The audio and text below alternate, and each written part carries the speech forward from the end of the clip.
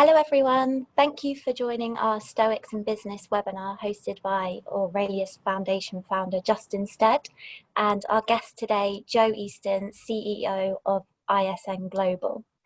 Today we will be discussing learnings from business when the four cardinal virtues, wisdom, justice, temperance and courage are part of strategic thinking. Please type and submit your questions or comments via the Q&A or chat functions on your Zoom toolbar at any time throughout the webinar. We won't be using the raise hand function today. Please check out our social channels and leave any feedback via Twitter, Instagram, YouTube and LinkedIn. I hope you enjoyed today's discussion and I will now hand over to Justin.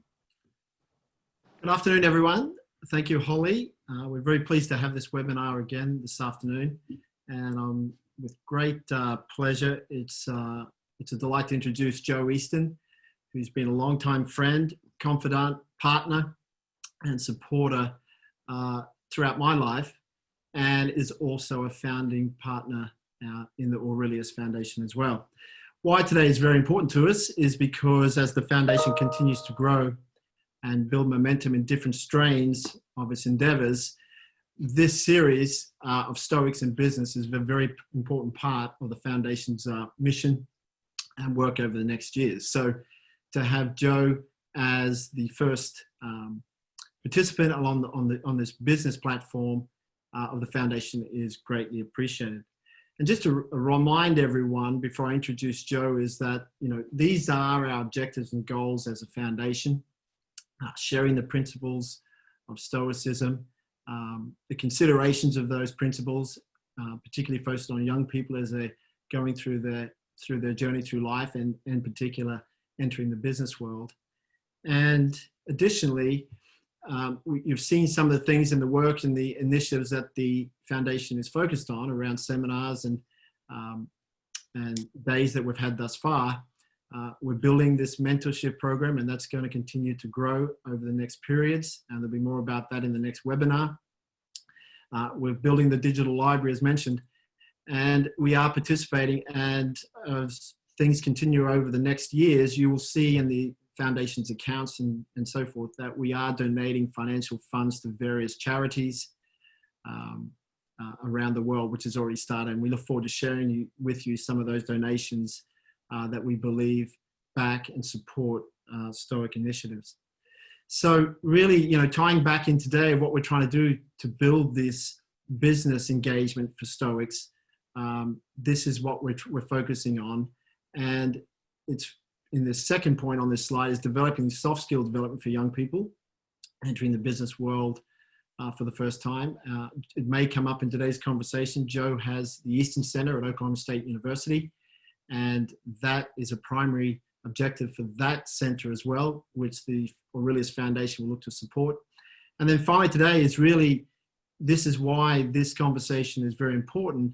We do want to engage specifically business leaders and CEOs to participate in Stoic events and thoughts and discussions and challenge CEOs and businesses to pick up the Stoic tradition and work their businesses into the four cardinal virtues where they can. So before we get going, I thought it'd be absolutely appropriate and for full transparency, this is Joe and I almost, this is over 30 years ago. This was outside our home that we lived together in at Oklahoma State University in Stillwater, Oklahoma. As you can see, it was in winter at that point.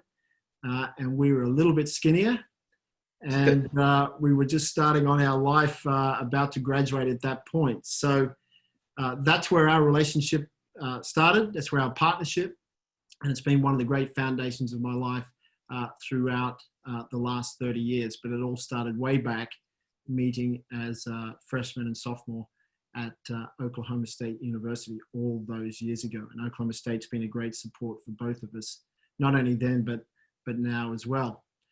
So about Joe himself, he's had a remarkable career. Since leaving Oklahoma State, as highlighted, he's the Chief Executive Officer of ISN Dallas, but it's a global company. And he's been with that company and helped found that company in 2001. He has a Bachelor of Science from Oklahoma State University, a Master of Business Administration from the Massachusetts Institute of Technology, MIT, the Sloan School of Management, He serves on the America's board of MIT Sloan School of Management, the board of trustees at Lamplighter School in Dallas, several boards at Oklahoma State University, including helping to establish the Eastin ISN Center for Career Readiness. He's an inductee into both the Oklahoma State Spears School Business Hall of Fame and Oklahoma State University Hall of Fame. I was very pleased to be at that induction a couple of years ago. Joe also serves in multiple capacities with the Young Presidents Organization, YPO, in the Lone Star chapter out of Dallas. And in 2018, he was invited to join the prestigious Salesman Club in Dallas, a service organization dedicated to transforming children's lives. He's married to his wonderful wife, Monica, and he has 4 great children. So without further ado, I would like to thank Joe for being a starting partner with the Aurelius Foundation, and also his kind and to accept today's invitation to kick off the business series here within the Aurelius Foundation. So without further ado, I'd like to introduce Joe. And first off, Joe, before we get going, we'd love to hear about ISN and what it does, how it approaches its business model, and its reach across the globe. So Joe, thank you again for coming, and over you to an introduction about ISN. Thank you, Justin. Thank you for that wonderful greeting as well. You look pretty good back then. For ISN, I think many on the call are very familiar with this, some are not. If you think about ISN, you think about third parties, and lately during COVID has been a great example of that, but we're going into our 20th year at ISN. And what I mean by that is think about suppliers, supply chain, contractors doing different types of work and supplying different types of goods and materials. And what we do at ISN is we sit in the middle. We have a 2-sided platform helping those clients that own and operate the assets and those customers that actually are doing work on sites and supplying goods and materials. So it's anything you would like to know or need to know, either from a compliance perspective, health, safety, environmental, sustainability, drug and alcohol, background checks, company level and individual level. And that's a lot of data to amalgamate, and it helps make data-driven decisions on both sides. Today, we have over 70,000 companies subscribed to ISN. Very proud of our customers and our team. Most of our customers are in the essential businesses. Well, great summary. I think it's important to note today that I'm sitting in London effectively, and Joe is sitting in Dallas, and that the reach of today's global environment is very interesting. When you see a company, I remember when ISN was starting out, but the way that it has effectively become a global business operator, servicing those customers on both sides of that platform has been remarkable to see unfold over time. So what we've done to position the conversation today for the foundation is talking about the 4 cardinal virtues, and those being wisdom, justice, temperance, and courage. So what I've asked Joe is to think about the progression through his career and his personal life, and the effect of those values, which he's always taken to into most situations, doing business and privately, and how sharing some of those learnings and some of that progression. And I think it's very interesting to know when you have the 4 cardinal virtues, it's not something that sits in a box and you just operate on a personal basis.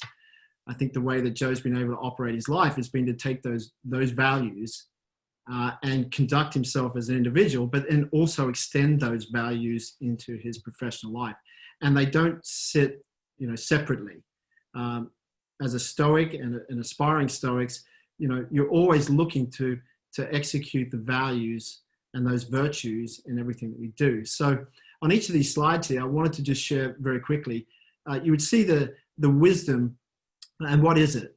So I just had a little reminder here from us from Oxford and Webster as a meaning. and as a noun, the quality or state of being wise, knowledge of what is true or right, coupled with just judgment as to action, discernment or insight, scholarly knowledge or learning.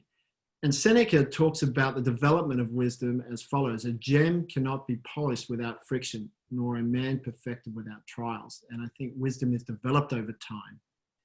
In my mind, and often discussing it with Joe over the years, wisdom in business is gained in various ways over time, or through challenge and through a lot of failure.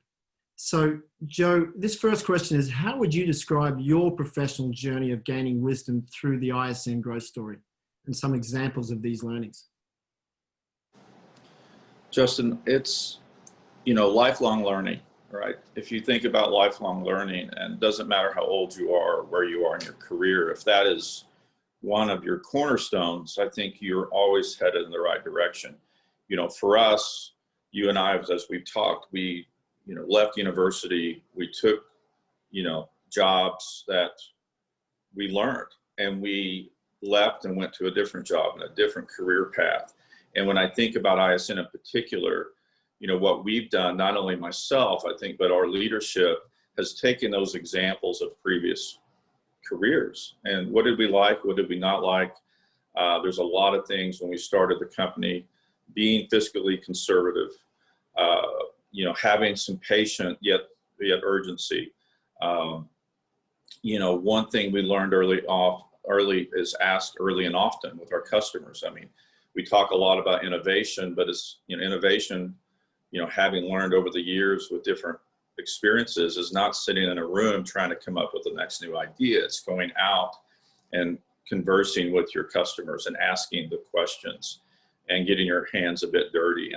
And having that experience is truly what helped us not only launch ISN, but get it into the place it is today. And I tell, young people all the time today, they say, well, what do I do? What should I do? And on my first step out of university or high school or wherever they're going. And often what I will tell them is just go do something.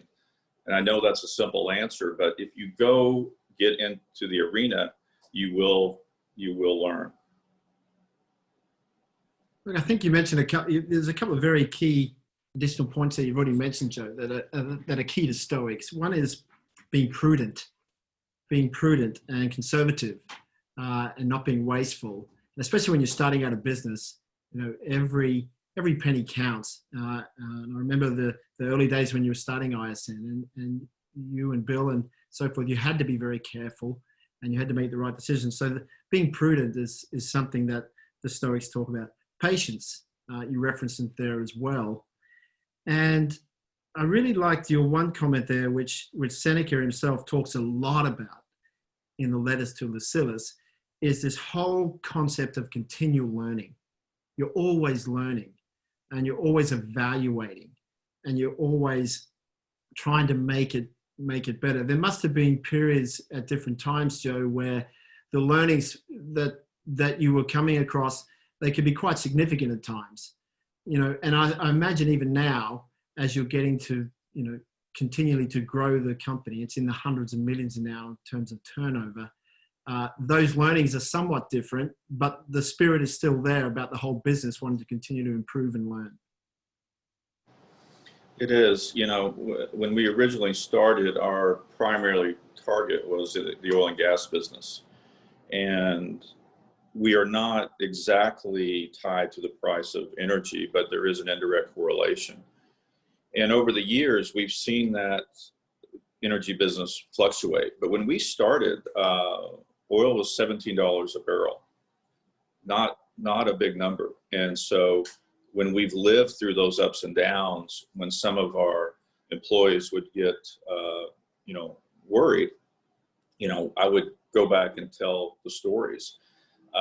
What we also realize is diversification is our friend. And as we play in this capital intensive industry, having lived in the energy business, we said there's no reason why we cannot play in manufacturing. We cannot play in heavy manufacturing, nuclear, utility. And that's where we went into soon after. And that just comes from, you know, as you said, getting beat up a little bit like that gym. So.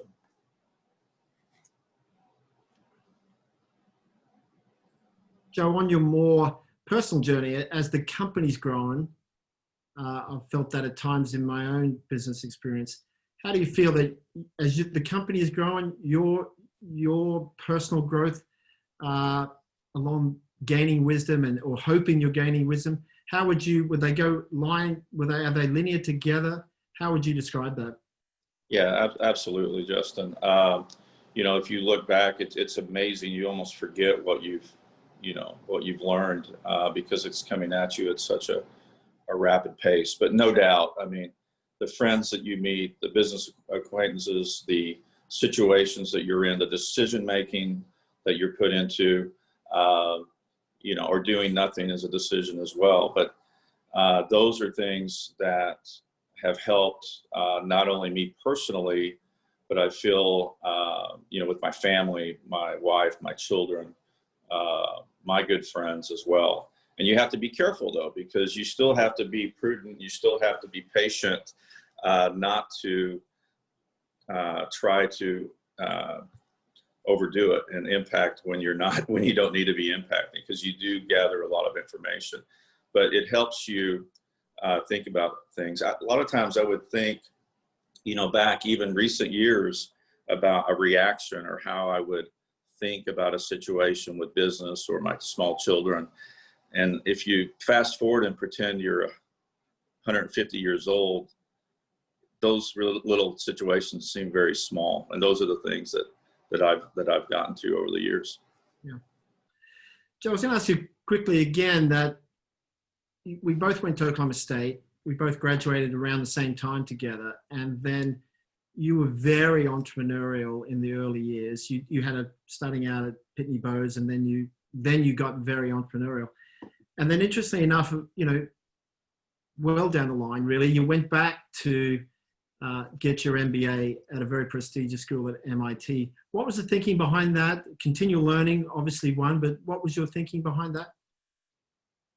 Yes, you know, I love the saying that you're not going to get any stronger watching me do push-ups. And what I looked in the mirror one day, and this was a goal that I had for years, to go back and finish or do a graduate degree. And the timing is never great, right? I mean, we had small children, work is going fantastic, but we were constantly, you know, sniffing our own exhaust, so to speak. And felt it was needed to get a bit of a change. And by being the leader, one of the leaders, I felt I had to eject myself and go do this for my personal goals and for the company. And it was an amazing, amazing time. The relationships I met, the school is tremendous. Even being within the U.S. from Boston to Texas is a different world in some aspects. And what I wanted to do is figure out, how do we not just be a $200 million company, but how do we be a $2 billion company? And those types of things take an outside injection. What do we do with the data? What do we do with innovation? Where should I be spending my time? And was very pleased and proud to have done that. Thank you. Yeah, that was a significant achievement at that stage in your life and in the growth of the company, and the dedication to have that, to complete that degree, and what it gave you, and also the foresight to do it, thinking the confidence of where you're going to take the company. Joe, then moving on to justice then, and if we go through the same format, justice is a noun, the quality of being just, righteousness, equitableness, or moral rightness, to uphold the justice of a cause. I love this quote from Marcus Aurelius, where he talks about, there is but one thing of real value: to cultivate truth and justice, and to live without anger in the midst of lying and unjust men. And I put this quote in last night, Joe, thinking about it, and I was going over half a dozen quotes for justice, and I was thinking about this one. And the reason I put it in was around the whole quote I thought was very powerful, but also the last segment of it where it said, in the midst of lying and unjust men. And in business, as I highlight in the next piece here, building business justice as a theme within a strategy comes down to creating win-win situation across all spectrums of business interaction. And I would say that in my career all over the world, you are one of the best I've seen, along with a Richard Gundy or a Don McCarthy, that always walked into the situation and had the confidence to say, look, I want a win-win here. And I think a Stoic mindset is very set on that. And you have a great ability to look at situations in a calm way and say, look, you know, how is this going to work through? So from an ISM perspective, win-win for its customers and your ethos towards that customer experience.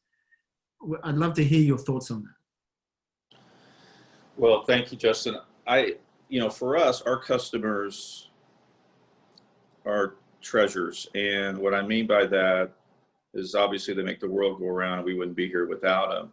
And we must treat them as so, and we must take good care of them. We overservice our customers. We treat them exactly the same. Even on one side of the platform, they pay exactly the same. The others pay according to their size. But giving them all, we have a bundled offering, and giving them all the tools in their subscription is how we've lived and how we've done our company. So everyone gets the same fair shot. Early on, I can recall, Justin, when we were first getting started, and I'll never forget this phone call. We had just landed a couple of customers. This was about 2001, and we were starving. As you mentioned, Bill and I were, splitting rooms. We were splitting dinners, trying to make sure that we made this last and got into a good position. And we had a customer I'd been talking to for a long time. And he finally said, look, I know you've got a couple of these big blue chip companies. Go ahead and give it to me for free, and I'll promote you, and we'll get along really well and go from there. And I told him no. I told him no, thank you. We're not going to do that. These other two companies paid the fair price, and he was beside himself. He was so upset that we would not play ball in that arena. But I felt it wasn't right. It wasn't, the right thing to do for those other first early adopters and going forward. Well, it wasn't, and I think, Joe, it hammers this point. It wasn't just. It wasn't just, yeah. That's right. I think that's an absolutely fantastic example. I know that there's a number of young business executives who are just starting out in their career who are on this call today listening. And I think that's a fantastic example of two things, really. The sense of what is right and just, fair, and integrity. Absolutely a fantastic example as well. Joe, the second point here, how does ISM promote the sense of justice externally, dealing in the business world? You've touched on a little bit. And then internally within its culture. Back to a little bit on wisdom, having lived in different environments and seeing things that were not just, we truly wanted to create an environment, a culture that was. And compensation, not just cash compensation, but benefits, time off, also expectations of what the work should be. And it doesn't matter where you're from, what language you speak, where you grew up, everyone here gets the same shot, and they're compensated fairly and they're compensated the same. And we do incentivize, though, for those that are exceptional. And the key with all of that is transparency, is knowing where I stand, knowing how do I get better. Feedback is a gift.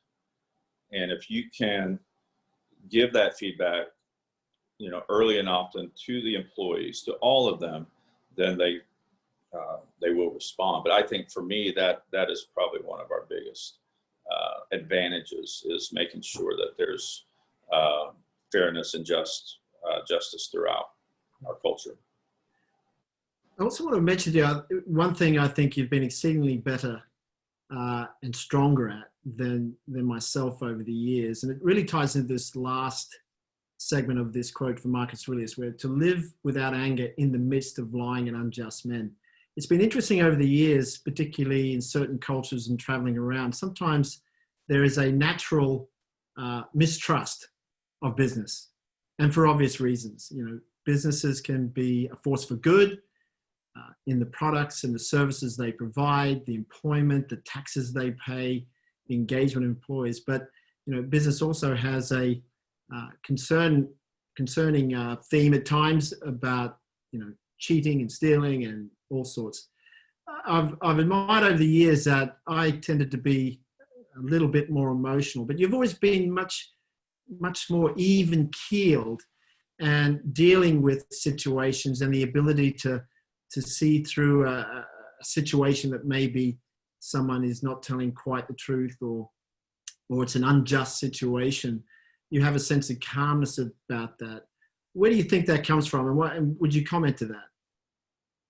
Well, I think a lot of on the inside is probably erupting like a volcano in certain situations, but I have learned, to sleep on it. It's a wonderful, simple thing to do, is take a step back, go for a walk, sleep on it. And I think things start to a light starts to shine on things. As far as where does that come from, I think that's, again, just, life, where life has come, even from a child, being the youngest of four, having the ability to sit back and observe is a wonderful gift as well. And I think being a good listener, being an active listener, can help all of us get to those decisions. But I still have to remind myself of that each and every day. Powerful stuff around the listening. Moving forward then, if we talk about temperance again is a noun: moderation or self-restraint in action, statement, and strong self-control. Heraclitus said it best, perhaps: to be even-minded is the greatest virtue. To stay calm, to evaluate situations sensibly, to not react too early. I think back in my career over the years, I've seasoned out over the years, and I think there are different times, if I could wind things back, I could have been more temperate around approaching certain decisions. And I think, as I describe here, temperance in business is a measure of good decision-making, discipline, and measured approach, and capitalizing on opportunities when they arise. And I like tying that back into Heraclitus there for a second. Is this even-minded approach is such an incredible asset. And I think you've had that in spades over the years. So the first question there is, what were moments of careful management or decision-making that paid off, that really paid off, that you can share with us, that potentially really made a difference from that even keel approach? I think one, early on, as we started the company and we were trying to, onboard some new customers, we had no one. And early on, we had to make a couple of pivots and into a different group of customers, into a different offering. And those were very tough decisions at the time, emotional decisions, because you had spent so much time and resources in the past. But you have to make that level, careful, thoughtful decision. And we did pivot and left those sunk costs and went in a different direction. And it worked. It worked very well as we started working with the different oil and gas pipeline companies. We started investing more in health and safety and environmental, and that worked out very well for us. So you know, a lot of times when someone is telling you to go a different direction as well, that's when it's tough and it can get even more emotional. And you have to, again, ask and continue to ask early and often and make those data-driven decisions, and then do it with confidence and do it with clarity. These last two questions around the incidents or periods of real concern, you've touched on a few of those, if there's any more, but the opportunities to turn the corner for the success at ISN. And it's interesting in growing businesses over time, starting out is one challenge, getting through that startup period, consolidating that period, then looking to grow, and then setting milestones of revenue that hopefully carry through to the bottom line, or at least allow you to keep growing. There must have been very interesting periods where you've had to evolve and stay very calm, even when things were going well. And sometimes that can be just as much a challenge of negotiating periods when it's going really well, that you don't overcook it, or you go too fast, or you burn through cash, and balancing that out. Can you share some of those different, when you really started to move the needle up, and what that looked like, and some of the decisions you had to make or the experiences you went through? Yeah, you know, they still happen every day is what's interesting to me. I mean, not only with, you know, Bill and I early on, but today with Brian Callahan and the leadership that we have today. I mean, there's constant daily decisions where we're making moves on directions and that could impact us for a long, long time. And so, you know, one example is, I recall when we started and 2 years into the company, we had done a very good job, but we're already starting to plateau in certain areas. And so we had to adjust and went into a different piece of energy, into the upstream business, where we had zero experience. But we knew if we didn't go down into that dark cave of unknown, that we would not be continuing to grow. And we went in, and again, with humility, but with an active ear, and we went in and made the changes and built and invested in functionality in our software, in our platform, that ultimately paid off tremendously. This, coming back to then a little bit around, you mentioned Bill, and just for clarity for the audience today, Bill Addy is the majority shareholder of ISN, and has been with Joe and Bill together, started this whole thing all these years ago, and it's grown into such a great success. I'm sure that you've learned a lot from Bill. I no doubt Bill has learned a lot from you, and you as a partnership. And the Stoics talk about, you know, observing others, and Marcus Aurelius starts off of his whole meditations of this, what I learned from. And he talks about his father, or his tutors, or senators, or people in his family and friends. You know, speaking about Bill and putting you on the spot, that relationship and how the company has grown so well together, what are some of the key things that you think you've learned from Bill? You know, Bill has been a tremendous partner. I think what he always refers to us as an old married couple. We've been together for so long, but you know, Bill being 10 years older than me, learned quite a bit from him. One is how he definitely keeps his emotions in check on a lot of decisions that we have made over the years, a lot of situations that we've been in, and that's been very helpful for me. And I would say another one is just, you know, fiscally, you know, always making sure that we sleep well at night, making sure we're in a good position fiscally. So those are two things that come to mind. But, you know, I learned from people younger than me, a lot younger than me. You know, obviously with Brian Callahan not being that much younger, but I've learned a ton from Brian. We have a lot of young people that Bill and I and Brian learned from.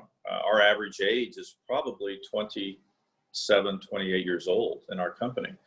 And it's exciting, and you definitely need to have your head on a swivel and be constantly absorbing the information. And knowing Bill to a degree, and obviously knowing you so well, I think that is a huge attribute, and it's a great asset to have in any business when you're growing fast. That this whole thing coming back to temperance and be able to really move at incredible speed to capitalize on your opportunities, but at the same time to keep very calm in the midst of a storm, to be the eye in that storm. And I think you, as a combination with your tenacity and seeing opportunities and seeing a global perspective, and Bill, the things that you mentioned there about his fiscal acumen and his steadiness as well, I think in some ways it's almost a perfect match in terms of growing business, because great strengths together, but great offsets. And I think the team around you as well, with Brian and others, you've been able to build that great synergy as a team. I was going to ask you, Joe, as well, if you looked at, knowing your background and knowing, David and Jim and Donna and your mum and dad, Loretta and Don, I think that you have a pretty interesting makeup of a family, in the sense that, your dad was a pretty solid rock too. He was a tough guy, and he was an Oklahoma farmer, and his military background and something that must have had a huge effect on you as well. Could you talk to that a little bit, and how that shapes that mindset, that stoic resilience? Yeah, absolutely. Our father was had an amazing man in so many ways. He definitely was not perfect, but he taught us an amazing amount of work ethic. Taught us to be again fiscally conservative. Take care of what you have. Do more than what you're paid for. Do more than your wage. And I think those things, have stuck with all of us, all the kids of the family. My dad was the youngest of 12, and, by the time the 12th one comes around, you have to be pretty independent to make it. And I saw that in my father, and I think he definitely taught us, that independence. I can remember we would be working in the ranch and the farm, and we would be done after a very long day, and we would constantly, at the end, we were exhausted, and he said, okay, well, we have to clean up. So we would clean all the equipment. We would put everything away, and we're like, well, we're just going to get it dirty again tomorrow. He said, no, this is the way we do it. So good lessons. He was very disciplined. And the time that I met him, that came across very well. And the ethic of hard working and consistency certainly comes across in the way that you've conducted yourself personally and professionally as well. Other influences with Jim and David as well. You had older brothers. They were huge impact, and Donna as well. They had to be people that you're observing. Stoics observe the best behaviors in people. They absorb them. They try to continually learn from that observation. Yeah, absolutely, Justin. I think, all of them, again, have those qualities of my father and my mother. My mother had an amazing ability to, put a positive twist on things, to be the caregiver, always there for us. And so, I look at my siblings, and they have traits on both sides, and I think I do too. And I came so much younger. I was 8 years after the third, that again, putting me in a position of to observe. And that was such I look back, and that was such a wonderful thing to see and watch. And some things I would probably, I would want to mimic, and some things I wouldn't. But I love them all dearly. Yeah. No, they're a great set of characters, and they've been very good to you, and also you've been very good to them over the years as well. Moving then forward to courage. Courage is a noun as well. The quality of mind or spirit that enables a person to face difficulty, danger, pain, and hopefully without fear. I was again reflecting on quotes last night that in my mind resemble the way that you've approached this particular virtue and this particular value. And this one from Marcus Aurelius really struck home to me about the way you approach things on this front. The first rule is to keep an untroubled spirit. The second is to look things in the face and know them for what they are. I made a comment here that courage in business comes down to careful decision-making, but also backing your intuition with conviction and carrying the team with you by strong leadership. And I think you've done an outstanding job on this particular set of points that you've been able to make very careful, calculated decisions, back them up with execution. But you've already touched on it today that there's been times where you've had to take a risk, and it wasn't necessarily backed up by the data or the insights that are available, but you just had to know. And there's two things on that I'd love you to share with this webinar is what were some of those potential moments where you had to go potentially against the grain? You've mentioned one already today. And then bringing the team with you. Some people in my mind, I do believe that leadership can be taught and learned to a degree, but then leadership in some ways is a very natural instinct for some. I think that you've got that in spades. So, that question then, Joe, saying, can you share examples of team courage that you have supported or admired over the years? And I'll come back to you on some of your things, but talking about your team and leading that team and the courage you've had to make at certain times. Would you comment around that for us, please?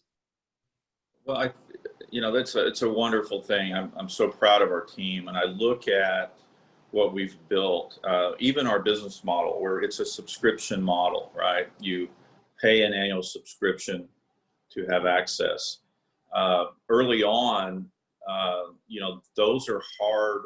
That's a hard way to make a living in the early days of a subscription business. Now, once you get into the masses, then it works very well. But sticking with that subscription model, because we've had a lot of times during the years, well, let me just pay a lump sum, or let me pay for this or that or the other, and not follow your model. And we've been courageous, I would say, initially and throughout the 19 years of sticking with the plan. And our team gets asked and gets encouraged and asked and begged and told that they need to change and adjust, and they follow our model, and it works. It works very well. But when you're in that heat of battle, it's not easy. It's not easy to do that. So that's one thing that that sticks out to me. The other is not just moving forward, but knowing when something's not working, and the courage to walk away or shut it down, or if we tried a new experiment. And the team and the leadership, I think we've done a very good job of realizing, that was a good try, but let's leave it and let's move forward with a different direction, or back to the drawing board. And that takes not only courage, but obviously the smarts to do that. Yeah, I think it ties into this this point here in the quote from Marcus Aurelius, where he talks, keeping an untroubled spirit in the face of adversity or challenge or stress is one matter. But the second here, I like this. The second is to look things in the face and know them for what they really are. One of the things that I'm continually challenging myself to be, because sometimes being a leader in business or a CEO, you are the torch for the organization sometimes in terms of driving the energy and driving the vision and so forth. But you have to be very careful that you keep your feet on the ground. And I think you've done a great job over the years of pushing things and seeing things that people couldn't see, but they trusted you and they went with you on that. That whole facet to look things in the face and know them for what they are. I think in some ways you're very grounded in that sense. You keep your feet on the ground despite the success the business has had, and what you've been enjoying that. What would you comment around the ability to keep grounded? Is that a heritage thing, a family thing, just your own temperament's that way? But how do you keep yourself really, feet firmly on the ground? I do think it's a natural piece, probably how, how I grew up and how I navigated through life is humility is a big part of that. Almost overly, almost too much at times. And you have to be careful that you don't also fade away or fade back into the shadows. You have to sometimes make sure you're standing out there. But I guess a quick answer to your question, Justin, would be on many occasions, what comes through my mind is things are never as good as they seem, and things are never as bad as they seem. And if you can flash that through your mind on different situations, I think at least for me, it helps me. And trying to look at what good things are coming out of the situations, the pandemic being one of them. Yeah. Now, I've got some questions building here, Joe, but before we go to those, anything you'd add to this final question here in terms of courage? You've mentioned a couple, but is there anything you'd take it further on? Can you describe moments of courage whereby you and Bill and Brian, or the senior management team, or in your own heart of hearts, had to make a call against the grain? Something that came up and said, listen, you mentioned about maintaining the business model and the subscription model and sticking there. Is there anything else you'd call out that you say that sticks out and say, wow, we're going to have to just do something different here, and either early off or as things have progressed over the years? Well, one thing is, as the business was progressing, one thing we had to do, we'd been going maybe 3 or 4 years in the business, and one thing we had to do was go back to our customers and have a price adjustment, because we had severely underpriced our offering. We didn't know. I mean, the internet was a new tool in 2000, relatively new in business, 2001, 2002, 2003. And we didn't understand, you say software as a service, a SaaS model. Well, we didn't realize how big that second S was, the service side, and how many resources it required to take care of these blue chip customers. So we had to go back to them and have a pretty substantial price adjustment. And that took a lot of courage, because we were heading in a direction that was not good. And we had a lot of internal discussions, and I said, we're going to do it. And they pretty much almost every one of our customers, after the dialogue, understood and went with us, stayed with us. That was, that is bold. That is bold, because there's a high risk there of alienation of that customer base, but the ability to bring them along was really a fortunate and well-managed process, considering the circumstances at the time. We have 10 minutes left, and I'm going to ask Holly to come back on. She's feeling, we have a bunch of questions here, but I'd ask her just to take us through probably 3 or 4 if we can, and then we'll look to close out. So Holly, would you mind fielding a couple of those questions directly to Joe, please? Yeah, so Joe, which virtues do you view as being most prevalent in the business world, and which are most lacking? Wow, that's a thought-provoking question.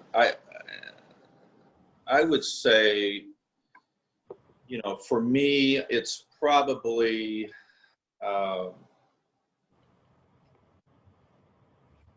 I'd say wisdom might be the most lacking. And what I mean by that, it seems like, things are moving such a fast pace. Sometimes we forget to stop and truly understand the situation and read the situation and discuss the situation, internalize it. How could it have gone better? So those are things that I think about. I hope we're not losing it too fast, and would encourage everyone to try to build upon their wisdom through their experiences. As far as which one do I gravitate to, is that right, Holly? Yes, yeah. You know, I would say it's probably, I would say probably justice. You know, I mean, making sure that we are being fair, because if you are doing and taking those right steps, everything will work in the correct way. Sorry. I think for me, when I'm long gone, I would want someone to think about, when they think about Joe, is they think about the justice. Okay, thank you. And what Stoic suggestions can you offer companies about uncertainties in the future, such as the economy or the pandemic, and making plans but not worrying too much about the future? So one more time, Holly. What Stoic suggestions can you offer companies about uncertainties in the future and making plans but not worrying too much about the uncertainties? It's such a hard thing, and let's take the pandemic as an example. You know, for us, we thought we were so prepared, you know, for changes. You know, a lot of our preparedness was for power outages or storms or floods or what have you, to work remotely and to work virtually. You know, how's this going to work with our customers? And it's to quote the other great philosopher Mike Tyson, everyone has a plan until you get hit in the mouth. And what I mean by that is you just don't know until you're in the action sometimes.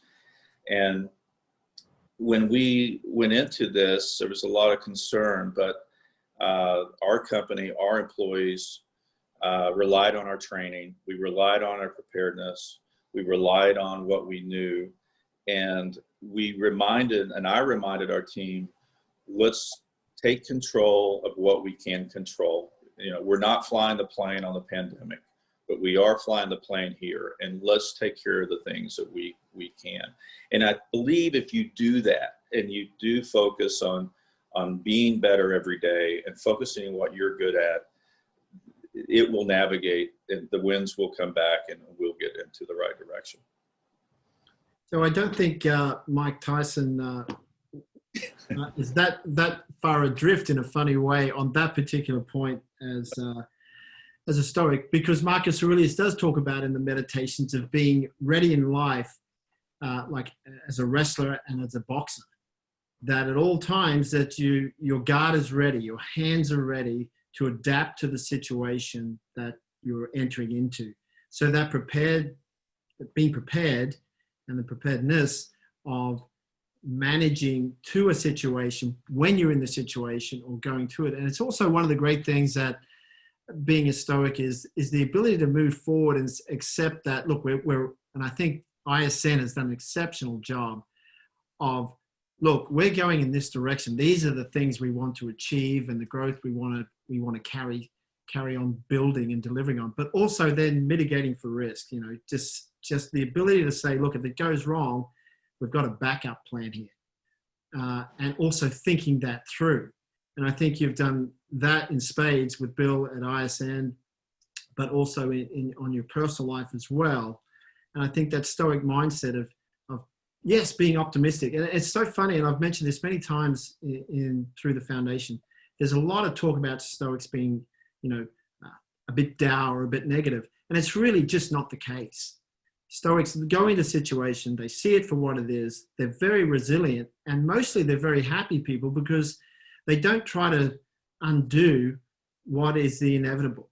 and you were touching on that in some of your comments about ISN earlier, that the ability to keep moving forward, that's not working. We're going in this direction and so forth. So I think that commentary, the way you described it, was spot on in terms of Stoic theme and mindset of positivity, resilience, and moving forward, but also that preparedness, if you do get hit in the mouth, that you're going to be hopefully resilient and move forward.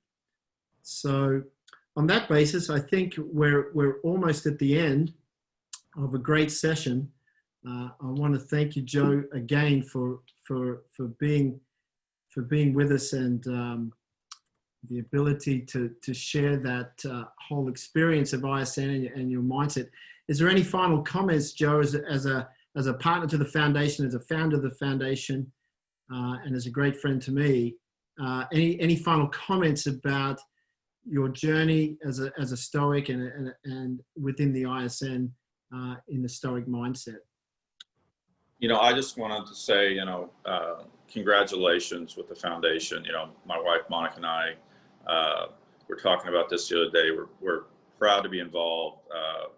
I know that your beautiful family is excited and proud to be involved. But this is a wonderful thing. If you think about history, you think about civilization, this is a wonderful reminder. And I just want to thank you and the entire team. Once again, a terrific overview. I'm just noticing here, we've got a whole bunch of questions that have come in and some commentary. Unfortunately, we're running out of time and we want to be efficient for everyone. So we will respond back to those questions on the site. I'll ask Joe to comment on those questions. We appreciate the time that Joe has given us today, and we will respond back. Two last quick points to make. Here's some suggested reading that Joe and I talked through, and Holly as well before. This is a fantastic book, which I'm in the middle of right now, from Donald Robinson, How to Think Like a Roman Emperor. And it really is a pragmatic approach. Donald does a great background of how he came to Stoicism at the onset of that book, and he brings it into practical solutions. And as a senior business leader, I think this is really a fantastic read, and it brings in the perspectives of Marcus Aurelius, but others in a really pragmatic sense for anyone in business. And then we do have another great book that is just going to paperback, which you are aware of through the foundation, which is Lessons in Stoicism from John Sellers. Again, I highly recommend this. And so many of the things today that Joe has referenced it's amazing how the constant themes come in through Stoicism when it's been academically put forward, and the pragmatism that John brings to in his writings. And you've heard him speak numerous times through the foundation, but these are two great reads that touch on everything that Joe mentioned today, and certainly through the business community. And then finally, just in less than a minute, Stoic Week here in the UK, 19th to the 25th of October. There is a link to register. We'll be putting this out on the foundation all through all social channels. Stoicon, the global event 2020, was originally planned to be in Toronto this year. We were going to be there. It's now a global virtual event from the 17th of October, and we've got a link there to register. The next webinar is going to be very interesting. We're going to bring in a very junior audience and from different perspectives that are coming in next in the next couple of weeks. So stay tuned for that.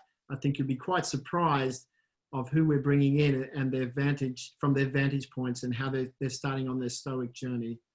The following webinar after that will be Pat Cash, Wimbledon champion, and sharing his perspectives. And we're delighted that Pat is coming back into the fold. He's been at the US Open recently, and he's in Paris right now at the French Open. So he's been seeing the whole tennis world unfold within the bubble and how they're managing through to complete those events and how the perspectives of Stoicism are coming through.